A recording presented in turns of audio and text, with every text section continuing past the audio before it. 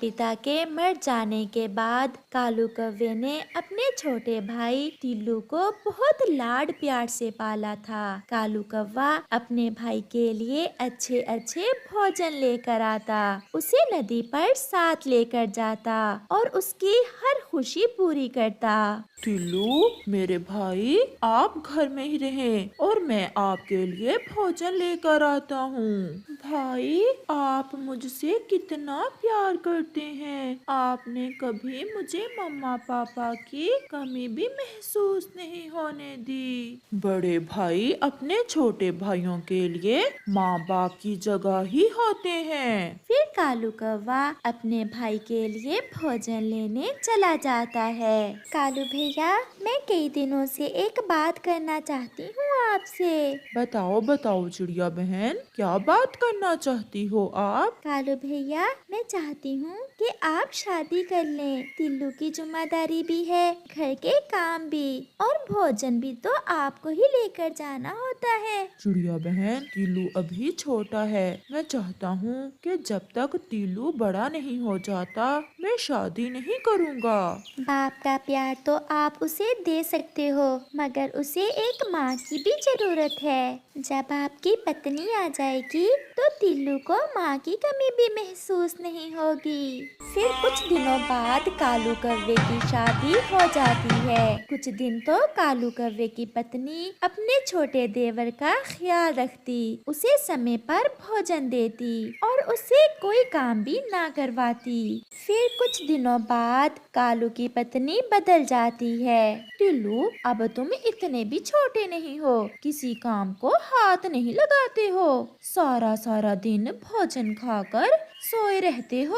आज से घर की सफाई तुम किया करोगे। भाभी, मैं कर लूँगा, आप चिंता ना करें। फिर ऐसे गोरी कौवी टिल्लू से घर के सारे काम करवाती और अगर कोई गलती हो जाती तो उसे मारा भी करती। एक दिन गोरी की माँ उससे मिलने आती है। गोरी बेटी, ये तुम्हारा देवर कब तक तुम पर बोझ बना रहेगा? माँ, क्या करूं? मुझे तो कुछ समझ नहीं आ रही, इस मुसीबत का क्या करूं? टिल्लू भी पास में ही बैठा उनकी बातें सुन रहा था। क्या आंखें फाड़ फाड़ कर देख रहे हो? जाओ और मेरी माँ जी के लिए चाय बना कर लाओ। टिल्लू रसोई में चला जाता है। कल तुम्हारे भी बच्चे होंगे, तुम उनका भोजन पूरा करोगी या इस टिल्लू का पेट भरोगी? मैं तो कहती हूँ आज ही जब कालू आए तो उससे बात करो और इसे घर से निकाल दो। माँ, कहे तो तुम ठीक रही हो, मैं ऐसा ही करूँगी। फिर जब शाम को गोरी का पति घर आता है तो उसकी पत्नी गोरी कौवी कालू से कहती है, पति जी, बस बहुत हो गया, मैं अब इस टिल्लू देवर जी को घर में नहीं रख सकती। मेरे भी अंडा होने वाला है और अब मुझसे इसकी सेवा नहीं होगी। गोरी, मैंने पिता बनकर पाला है अपने छोटे भाई को। मैं तो तुम्हें इसकी माँ बनाकर लाया था और तुम हो कि इसे घर से निकालने की बात कर रही हो। अगर इसे घर से नहीं निकाल सकते तो मैं ही घर से चली जाती हूँ। भाभी, ऐसे लड़ने का कोई फायदा नहीं है, आप चिंता ना करें, मैं ही घर से चला जाता हूँ। नहीं छोटे, आप कहीं नहीं जाओगे। नहीं भाई, मैं सब समझता हूँ, मैं अब इतना भी छोटा नहीं हूँ। मैं नहीं चाहता कि मेरी वजह से आपका घर बर्बाद हो। फिर टिल्लू वहाँ से चला जाता है। वो उड़ता उड़ता बहुत दूर चला जाता है। वो दूसरे जंगल में पहुँच जाता है। टिल्लू एक पेड़ की डाल पर बैठा था कि वहाँ एक कबूतर आ जाता है। छोटे कव्वे, इस समय यहाँ क्यों बैठे हुए हो? मेरे माता पिता नहीं हैं और जब भाई की शादी हुई तो भाभी ने मुझे घर से निकाल दिया है। कबूतर को उस छोटे कौवे पर बहुत दया आती है और वो उसे अपने साथ अपने घर ले जाता है। मेरे पास सब कुछ है, आज से तुम मेरे साथ ही रहोगे और मेरे साथ मेरे खेतों में काम करवाया करोगे। मैं भी अब बीमार ही रहता हूँ, ये सब तुम्हारा ही है, इस घर को अब तुम अपना ही समझो। फिर उस दिन के बाद टिल्लू कबूतर के साथ ही रहता है। वो हर रोज कबूतर के साथ खेतों में चला जाता और कबूतर के साथ काम करवाता। वो खुशी से रहने लगते हैं। गोरी के अंडे से भी बच्चा निकल आया था। कालू, हमारा बच्चा कितना सुंदर है। हाँ गोरी, अगर आज मेरा भाई घर में होता तो बहुत खुश होता। हर समय भाई भाई, तुम उसे भूल क्यों नहीं जाते हो? जाओ और मेरे लिए कोई मीठा सा फल देख कर लाओ, बहुत भूख लगी हुई है मुझे। कालू उड़ता हुआ जा रहा था। वो बहुत परेशान था। बेख्याली में कालू एक पेड़ से टकरा जाता है और वहीं गिर जाता है। शाम को चिड़िया कालू को उठाकर उसके घर छोड़ आती है। कालू, कालू मेरे पति जी, क्या हुआ तुम्हें? मैं अब ठीक हूँ।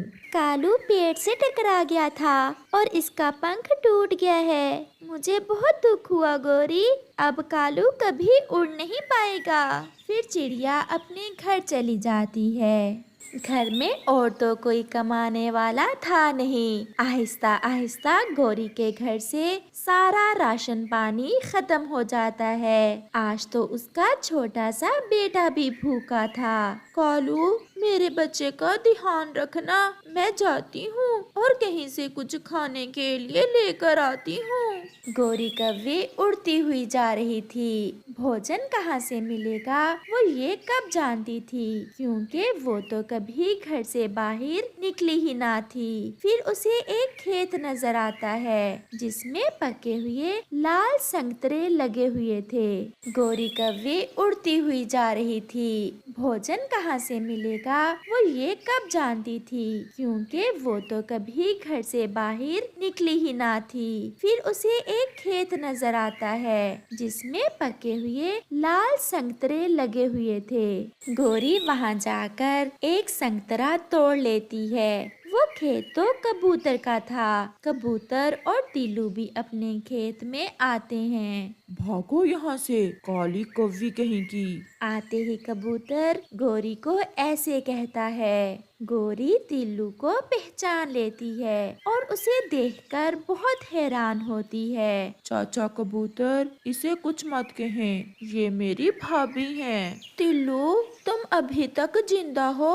मैं तो समझी थी कि तुम कब के मर गए होगे। तुमने तो जीना सीख लिया। जीना ही नहीं सीख लिया, बल्कि ये संगतरों का बाग भी टिल्लू का ही है। ये बहुत मेहनती है और तुमने इसे भोज समझकर अपने घर से निकाल दिया था। भाभी जी, भाई ठीक है, मेरा अपने भाई से बहुत दिल उदास है। आपके भाई का पंख टूट गया है, वो अब उड़ नहीं सकते। ये सुनकर टिल्लू भी रोने लग जाता है। टिल्लू, मुझे माफ कर दो, शायद जो मैंने तुम्हारे साथ किया मुझे उसकी सजा मिली है। आज मेरे पास खाने को कुछ भी नहीं था, मैं भोजन ढूंढते ढूंढते यहाँ तक आ गई। आप मेरी कल भी माँ की तरह ही थी और आज भी मैं आपकी इतनी ही इज्जत करता हूँ। फिर टिल्लू ढेर सारे फल लेकर अपनी भाभी गोरी के साथ जाता है। टिल्लू, मेरे भाई, मैंने आपको बहुत ढूंढा, आप कहाँ चले गए थे? मुझे चाचा कबूतर ने अपना बेटा बना लिया है और मैं अब उसी के साथ रहता हूँ। भाई, मैं खुश हूँ और भाभी, आप अब कोई चिंता ना